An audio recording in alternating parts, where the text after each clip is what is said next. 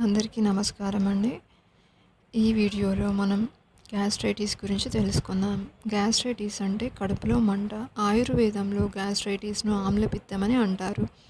Gastritis ఎందుకు వస్తుంది? వాటి కారణాలు తెలుసుకుందాం. విటమిన్ B12 లోపించడం వల్ల, H pylori bacterial infection, spicy food తినడం వల్ల, ధూమపానం మరియు మద్యపానం సేవించడం, అర్ధరాత్రులు తినడం మరియు ఒత్తిడి వల్ల వస్తుంది. అలాగే మనకు గ్యాస్ట్రైటిస్ ఉందని ఎలా తెలుస్తుంది? వాటి లక్షణాలు ఏంటి?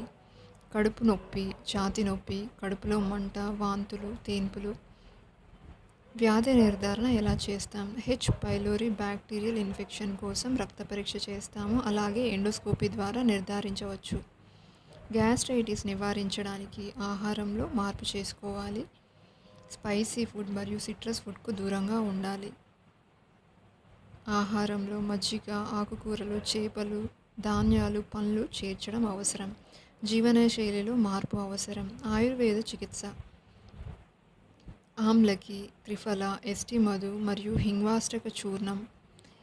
ఈ మందులను వైద్యుల సూచన మేరకు వాడాల్సి ఉంటుంది. Thank you for watching.